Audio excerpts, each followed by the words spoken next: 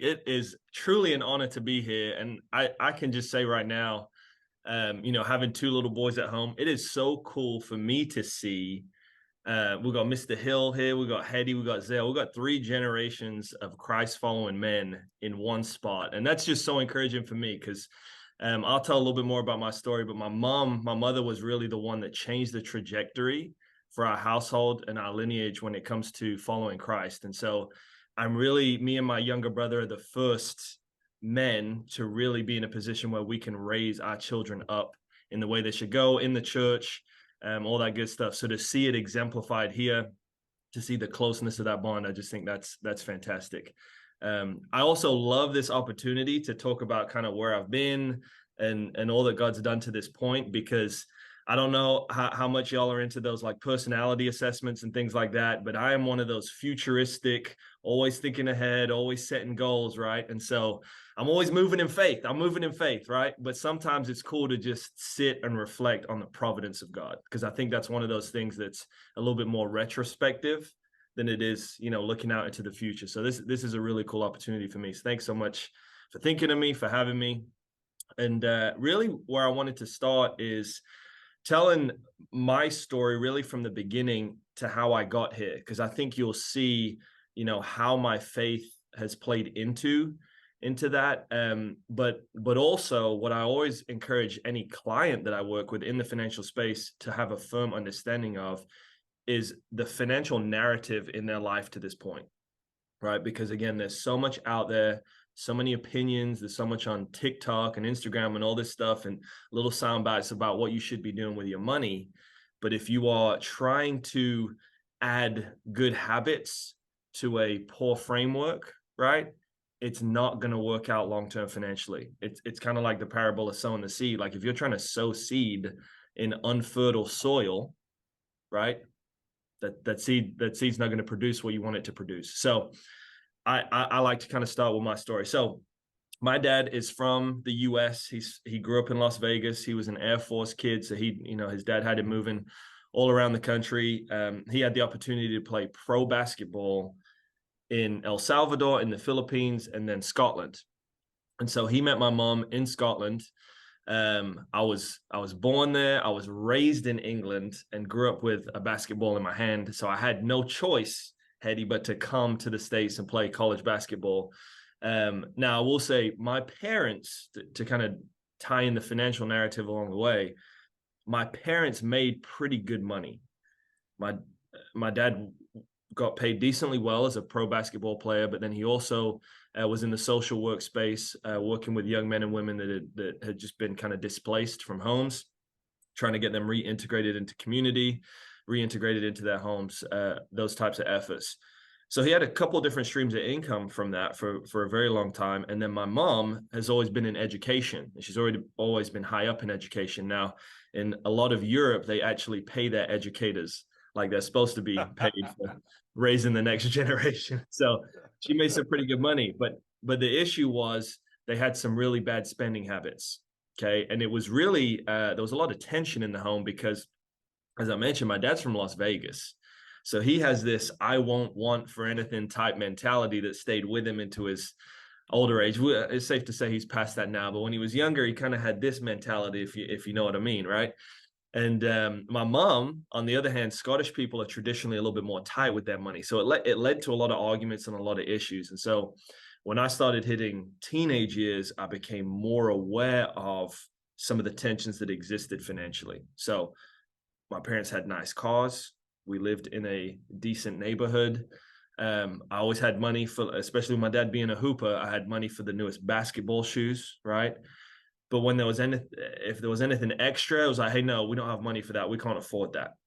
Right. And so I had an opportunity, 16, 17, 18 years old, to play for the England junior national team. So I was playing basketball at the international level, 16, 17, 18 years old. And out of that, I decided, hey, I want to go play Division I college basketball in the States. Like I want to be an NCAA Division I athlete.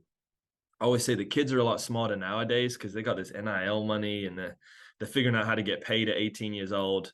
Back then, it was just about like the pride of being able to say you were NCAA Division I athlete, right? I couldn't get paid for my name, image, and likeness. Although this British accent would have cleaned up in Tulsa, Oklahoma, if you would have let me jump on some commercials, right?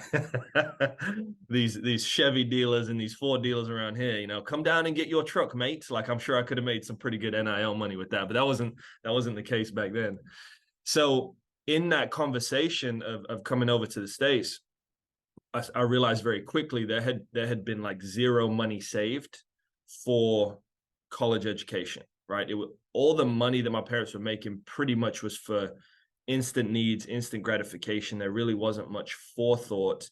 And that has now we're at the point where they're, you know, considering retirement, and I'm helping them plan through that because they hadn't made allowances for the future versions of themselves.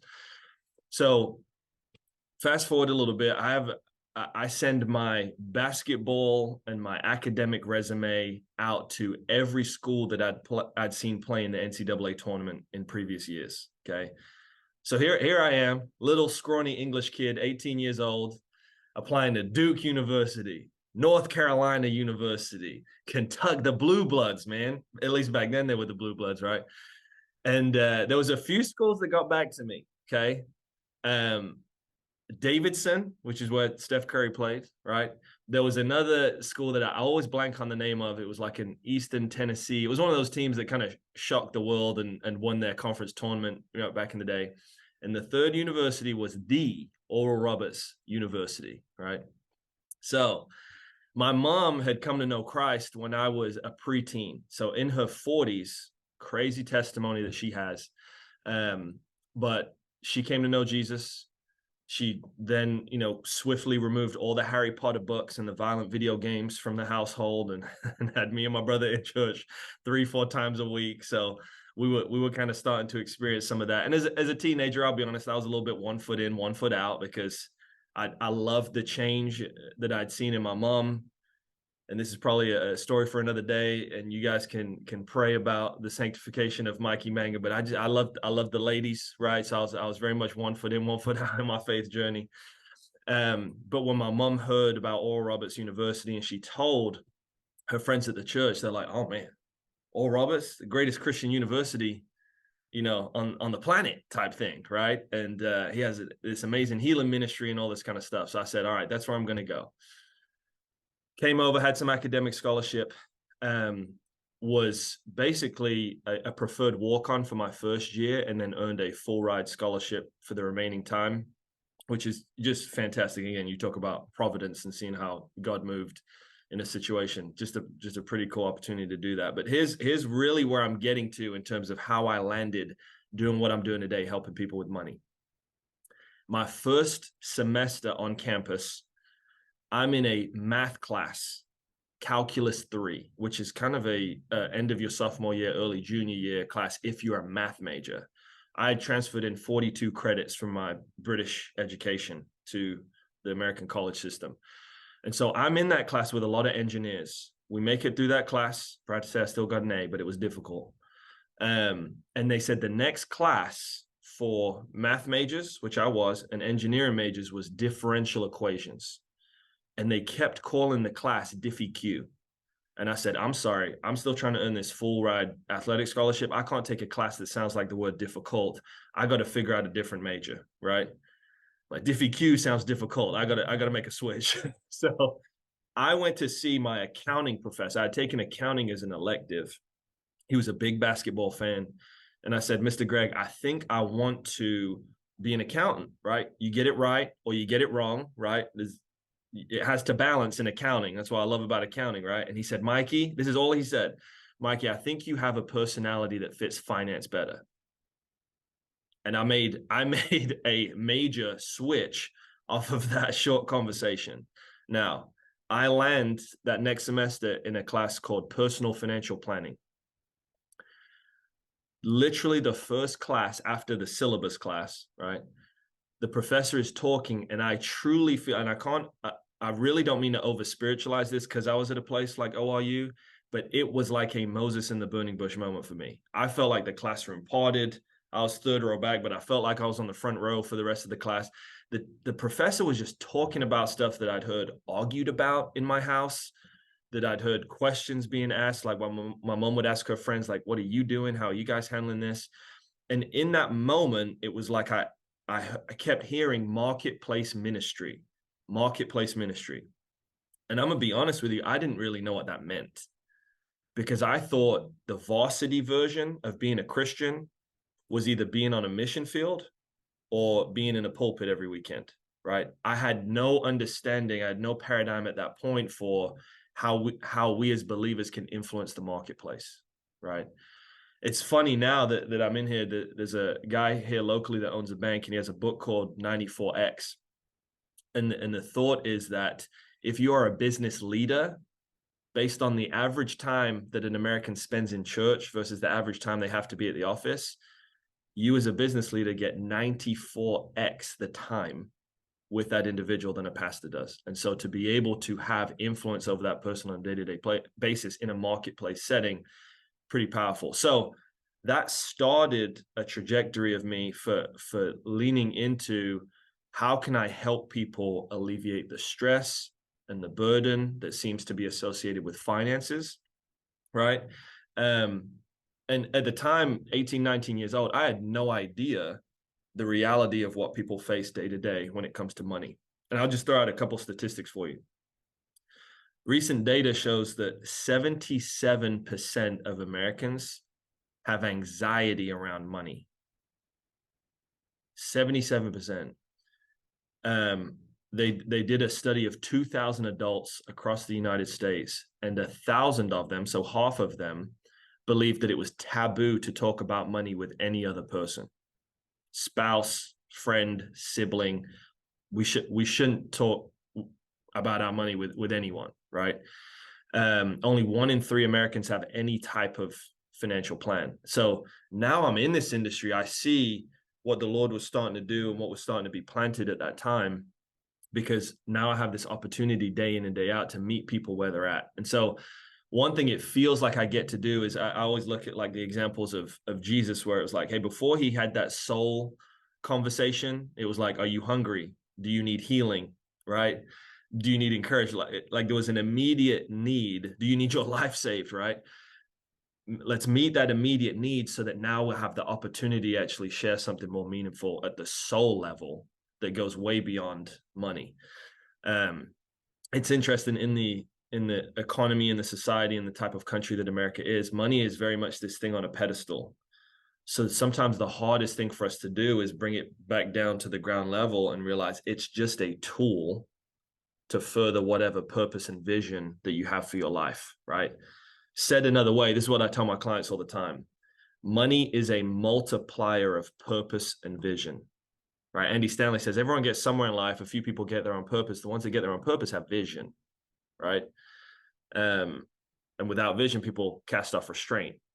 So if you're chasing money, but you have no holistic purpose and vision, right? Here's some simple math for you. It's not going to be calculus 3 level math, but let's say you got $8 million. $8 million times 0 vision.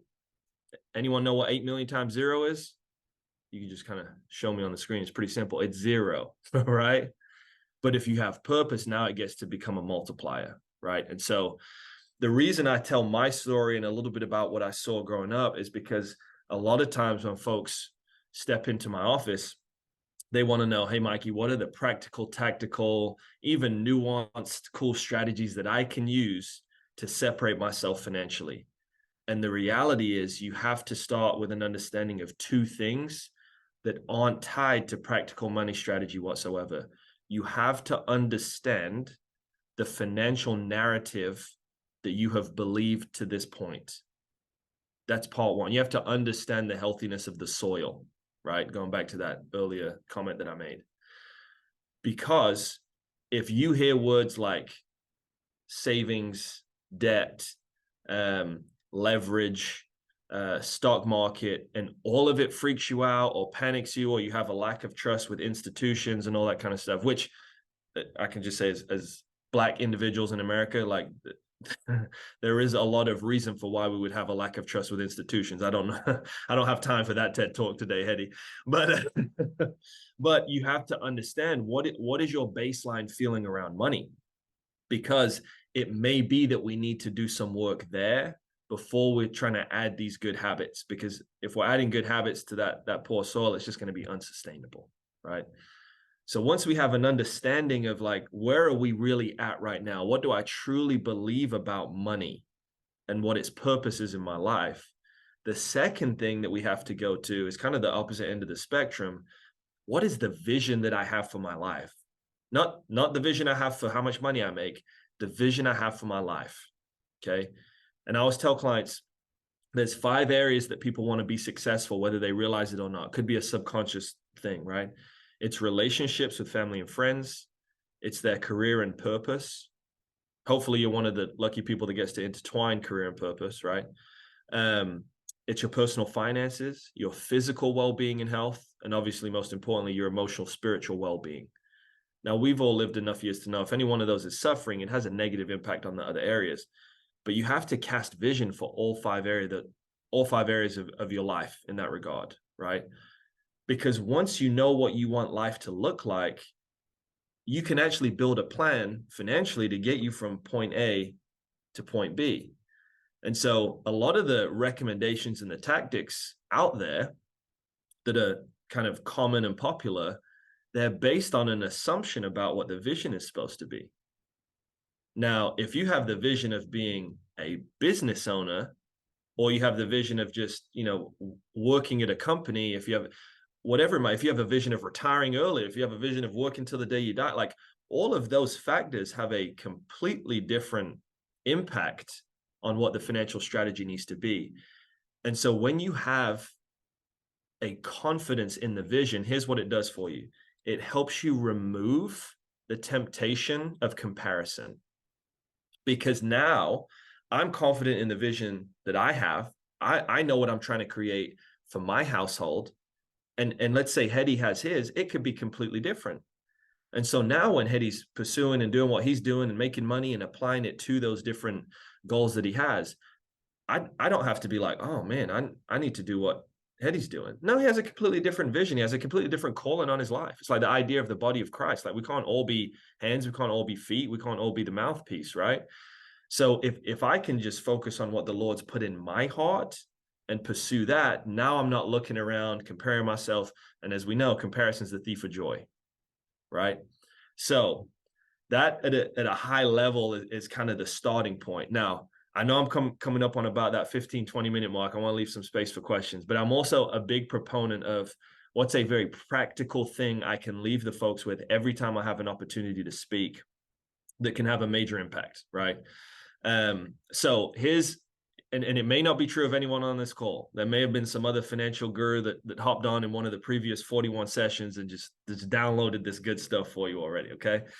But here's how most people operate in terms of their monthly cash flow. And it's what makes it really hard to save, create an emergency fund, and eventually invest in the future, okay? 99% of the people I meet with, this is what happens. They get paid, the money gets direct deposited into their checking account, right? Then they have mortgage automated, daycare or mom's day out automated, groceries, gas, like all of it comes out, right? And so the conversation becomes, after all those bills are paid, what's left over for me to try to move over into savings? And then from there, once I have hit a healthy amount in savings, I can invest and deploy longer term, right? Here's the issue with that. We live in very much an instant gratification world. When you have the expense part of your life on autopilot, in other words, it's the subconscious part of the financial narrative, now the savings component that happens at the bottom of the pile has to battle with instant gratification. And anything that has to go up against instant gratification over the long term will more than likely lose. Let me give you just a silly example. There's a guy in my office, always pretty well dressed. He came in these kind of nice looking dress pants, but they were that stretchy material. Practical Mikey's thinking, man, I can look sharp and then I can go home and scoop a toddler up off the ground, right? And not rip my pants. Where'd you get your pants from, brother? He said, man, these are Lululemon pants. Okay. That was the extent of the conversation. Now, this thing's always listening. So the next time I'm on Facebook and Instagram, I'm seeing videos and ads and commercials for guys doing squats in their work clothing because they want me to purchase those pants, right? Now, I'm kind of aware of what's going on, but still, that's the battle with instant gratification. And so many people day to day don't even realize they're up against that.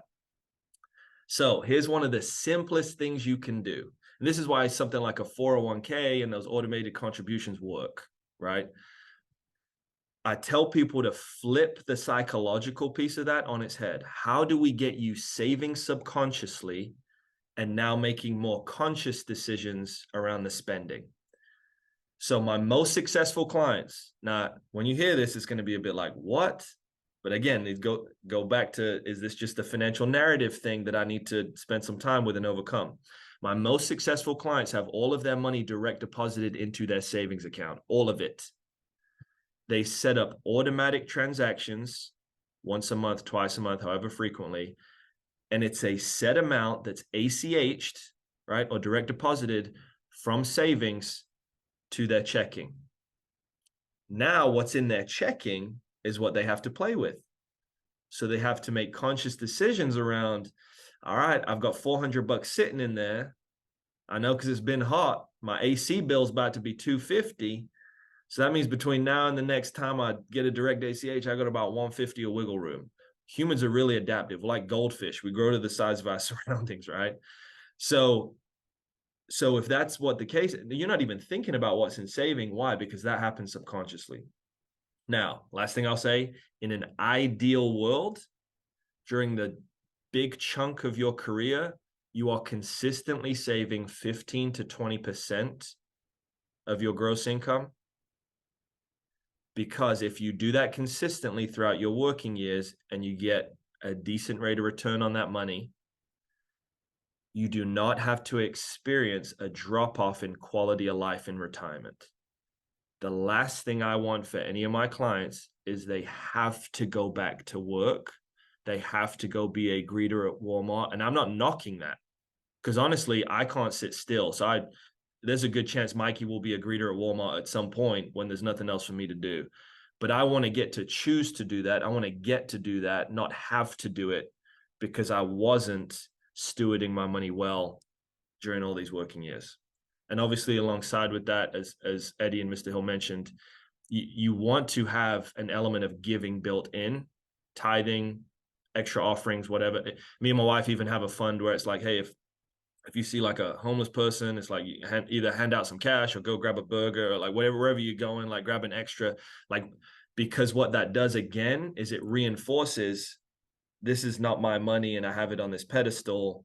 It's a tool and a resource that the Lord's asking me to use, yes, to protect my family and keep a roof over their head, but also to give back to my community and my church, right? So and those went a lot of different directions, but we're at about 20 minutes. I want to respect the time and just pause and see what questions folks maybe have.